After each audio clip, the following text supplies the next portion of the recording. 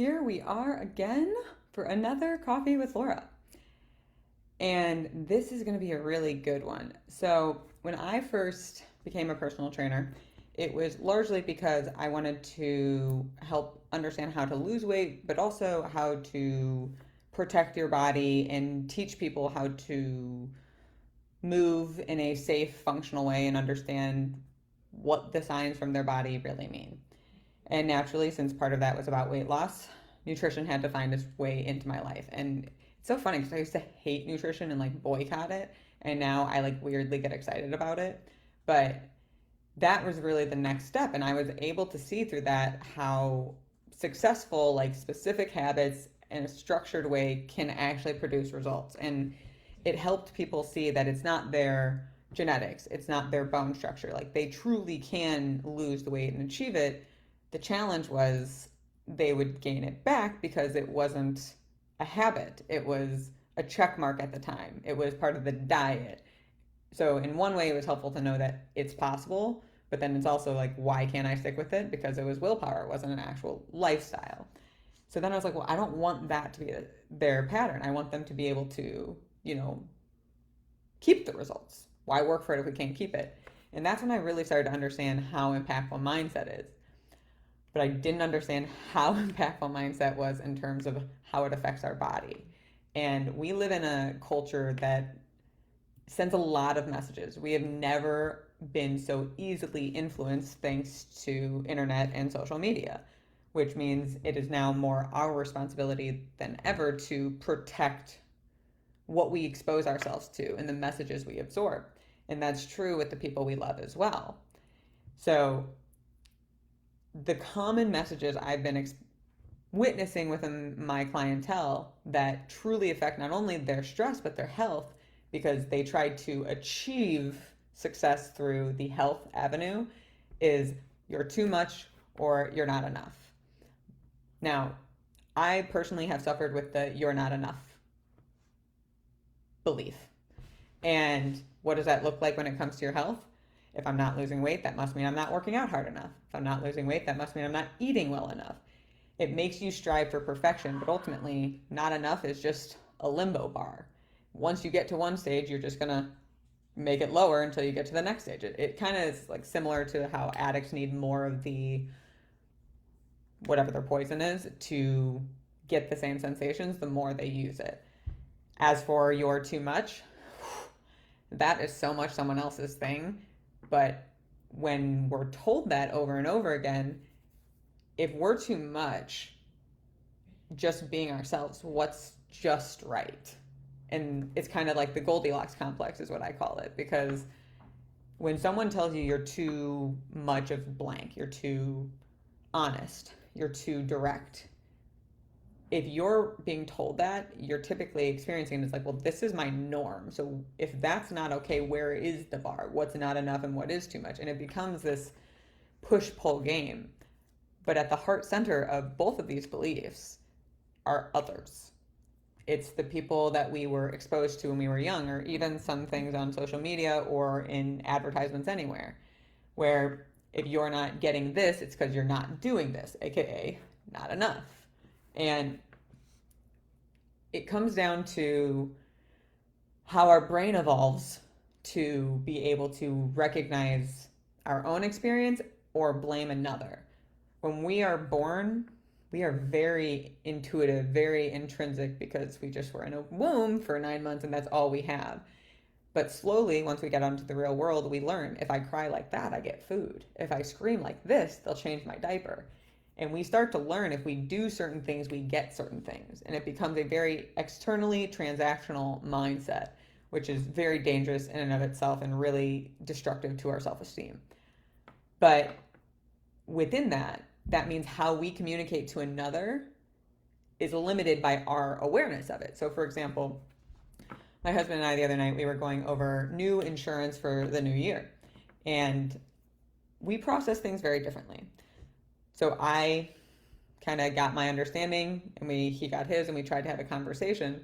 And at one point he said to me, "You're too much." Now, he's married to me, so he has the fortunate and unfortunate pleasure of hearing all this stuff repetitively. And I said, If you need a moment, that's totally fine. But I'm not too much. You're feeling overwhelmed. And then we took a moment. And he came back later and he apologized. He's like, you were right. I was feeling overwhelmed. But that's exactly the point.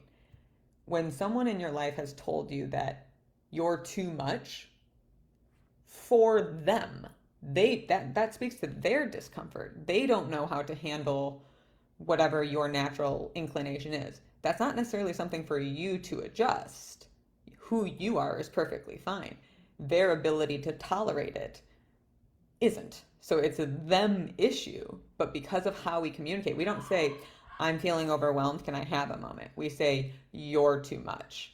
And then we adopt and believe those stories, and that dictates and influences how we think of ourselves and how we experience life in a very, very detrimental way. And the biggest hit comes to our confidence. And the same thing with not enough. You didn't get the A, you got the B. You didn't study hard enough. You aren't losing weight. You're not doing enough working out, or you're not eating perfectly. It goes on, but ultimately, these are other people's perspectives, or even your own if that's your limiting belief. If your parents say to you, like, you didn't study hard enough because you got a B, maybe how that teacher phrased the questions made it hard for you to understand.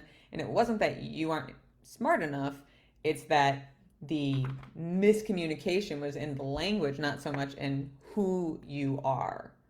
And what I'm ultimately talking about, if you can't tell, is how we personalize other people's stories. It's not all on us. They are the ones saying, like, you are this or you are that. But at the end of the day, we're the ones accepting their narrative as truth. Now, whether we like to recognize this or not, there's an intuitive knowing within all of us. You know, when you first meet someone, you kind of get a gut impression of if you like them or don't. And I don't know how your personal experience is. Some people have good radar, some people don't. But you still get that gut feeling. A lot of people don't trust it because the pressure to go along, to get along is much greater. And we get that throughout everything. So when someone says you're this, it doesn't make sense to you, that's probably because it's not about you, it's about them. For example, you may have heard me say this before, but my entire life I've been told I'm intimidating, which if you've ever gotten to know me, or me living in me knowing me, it makes no sense to me. I'm such a goof. And now I'm actually curious why people think I'm intimidating, but I realize I'm not necessarily intimidating. They're feeling intimidated because of blank. Now, my husband's tried to help me understand what that is, and he says it's because I'm direct. And maybe that's true. That's just how I prefer to be communicated to. So that doesn't necessarily mean I need to soften myself or change anything about me. It's more speaks to other people's experience of me. So why does this matter when it comes to health? Well, in the not enough and the too much stories, they're dictating your feelings about your behaviors, your habits, and your choices. And if you're not achieving your result for whatever the reason is, and you're justifying it as too much or not enough, then that means your confidence, your internal radar of knowing is completely blocked by your limiting belief in the societal expectations and norms. That doesn't lead to a healthy life. That doesn't lead to a happy life. It makes us sheep. And we are all under some type of program from how we were raised and the cultural messages that we're exposed to. And it's hard to break free of them. I've broken free and I've gotten trapped in again. I've broken free and I've gotten trapped in again. And it's back and forth because the exposure to it is so much greater than the alternative. But understanding how you feel about you, just that, not based on other people's experience, but like truly thinking, like, do I think I'm intimidating? Well, what makes me intimidated of other people? Okay, these things. Do I feel like I have any of those? No, I don't. Okay, so I don't agree with their interpretation of their experience of me. That doesn't mean their experience is wrong. It just means the story they're attaching to me is just that, theirs. Ultimately, what I'm speaking about is having greater self-efficacy a stronger center of your confidence to know who you are, to direct your decisions around your health, your happiness, and your investments in general, whether that be investing in your health, financial investments, or you name it. Confidence isn't just something that comes with experience. When you have confidence within who you are, you can trust yourself to do certain things, to be certain ways. And that is really what transfers across all the avenues. So I could not be more excited to tell you about my new baby. It's so great. It's called Get to Know the Real You. It is my brand new program that is totally centered around building confidence and helping you understand just that, who you are, dropping the other stories, teaching you how to not attach to another story, which ultimately creates suffering, so you can be in alignment and also supportive of the people you love without minimizing their reality, without also sabotaging yourself. So get to know the real you. I strongly encourage you to click on the link below to go to my website and learn more about it, because I've already had a few people kind of trial run it since it's brand new, and all three of them have just, God, it's outstanding. They've just really transformed, and they talk about speaking up at meetings and knowing that they can commit to their health even if they have an injury. It really is transformational. So I cannot wait to see some of you there. And if you have any questions, you know me, I like to answer them. But whatever you do, choose the story you want to believe about yourself. It's the only one that matters. Until next week, I'll see you then.